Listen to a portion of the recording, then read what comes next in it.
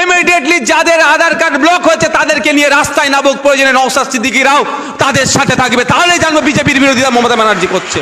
ওই আধার কার্ড নাকি বাতিল হয়ে যাচ্ছে, ব্লক হয়ে যাচ্ছে। কে করছে? বিজেপির কেন্দ্রের বিজেপি সরকার করছে। 2019 সালে এই আধার কার্ড, সিএ, এনআরসি নিয়ে কে বলেছিল আমাকে ভোট দাও, আমার লাশের ওপর দিয়ে নাহলে এনআরসি করতে হবে, সিএ করতে হবে? তিনি আর আজকে ভূমিকা কি? এটা ভাবার বিষয় আছে।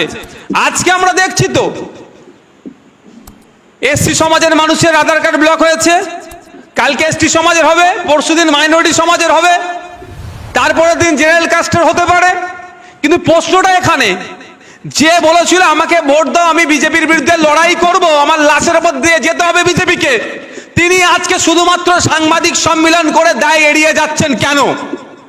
যাদের আধার কার্ড ব্লক হয়েছে, ডিঅ্যাক্টিভ হয়েছে, তাদেরকে নিয়ে ইমিডিয়েটলি আমি এখানে মঞ্চ থেকে বলবো, যদি এই মঞ্চ নয় কিন্তু এই বিষয়ে আমাকে উত্থাপন করতে বাধ্য হচ্ছে। আসার সময় আমাকে মিডিয়া বন্ধুরা কোশ্চেন করলেন, ইমিডিয়েটলি যাদের আধার কার্ড ব্লক হয়েছে তাদেরকে নিয়ে রাস্তায় নামুক, প্রয়োজনে নওশাদ সিদ্দিকীরাও তাদের সাথে থাকবে, তাহলে জানবো বিজেপির বিরোধিতা মমতা ব্যানার্জি করছে।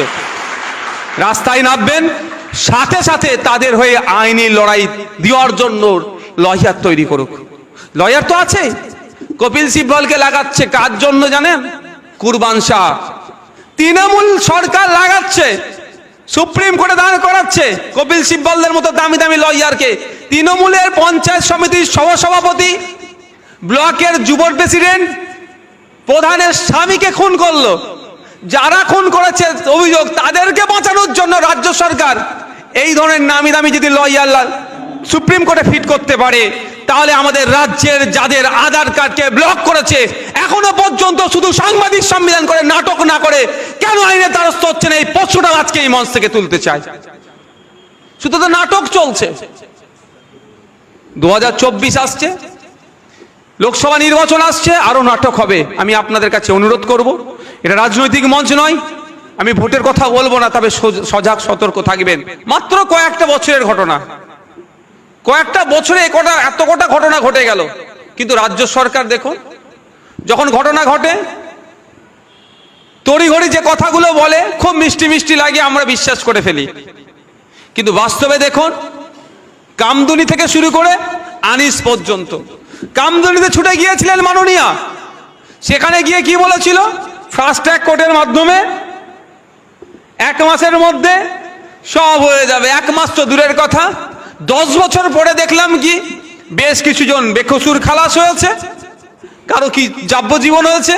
কিন্তু প্রশ্ন আমার এখানে, যদি যারা 10 বছর পরে বেকসুর খালাস হলো, তাদের জীবন থেকে 10টা বছর কেন কেড়ে নিল রাজ্য সরকার?